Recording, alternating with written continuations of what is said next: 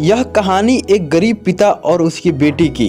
एक बार वह गरीब व्यक्ति अपनी बेटी को उसके स्कूल से लेकर शहर के एक महंगे होटल में पहुंचा। उस व्यक्ति ने फटे पुराने कपड़े पहने हुए थे और उसकी बेटी स्कूल की ड्रेस पहनी हुई थी।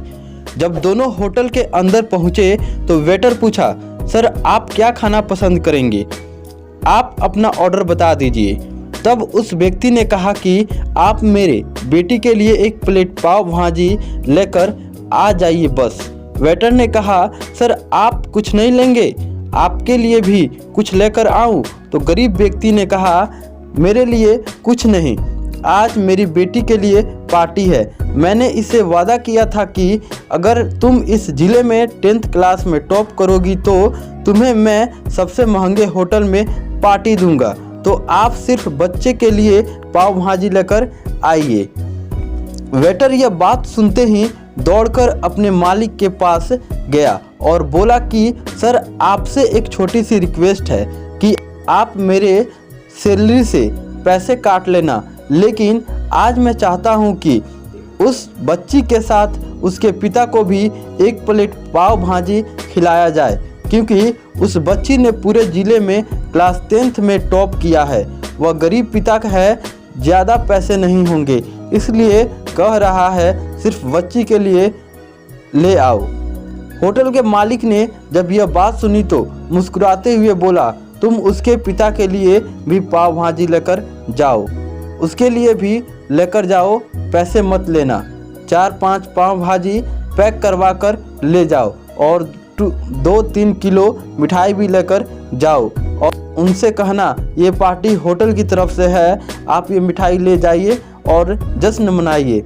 जब वेटर ने 2 प्लेट पाव भाजी लेकर गया तो वह व्यक्ति चौंक गया और बोला, मैंने तो एक ही मंगाई थी, मेरे पास पैसे नहीं है। वेटर बोला, अरे सर शर्मिंदा मत कीजिए, ये पार्टी होटल की तरफ से है, आपकी बेटी हमारी बेटी ने टॉप किया है, यह मिठाइयाँ लेकर जाइए और जश्न मनाइए। पिता और बेटी खुश हो गए और चले गए। कई साल बीत गए और उसी गरीब पिता की लड़की अब यूपीएससी की तैयारी करके कलेक्टर बन चुकी थी और इत्तेफाक से उसी शहर में उसकी पोस्टिंग हुई थी। उस लड़की ने उस होटल में सूचना पहुंचा दी कि मैं होटल में लंच करने आ रही हूं। होटल के मालिक ने जब यह सुना तो होटल को पूरी तरह से सजवा दिया।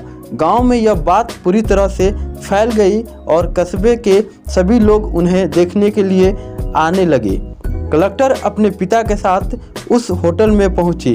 कलेक्टर ने होटल के मालिक से कहा कि शायद आप मुझे पहचाने नहीं, हम वही पिता पुत्री हैं जो कि हमारे 10th क्लास टॉप करने पर आपने मुझे पार्टी दी थी। हम वही पिता पुत्री हैं, आज फिर से आए हैं और आज पार्टी हम देंगे आपको, आपके पूरे स्टाफ को और पूरी गांव को, क्योंकि आपने गरीबी का सम्मान किया है।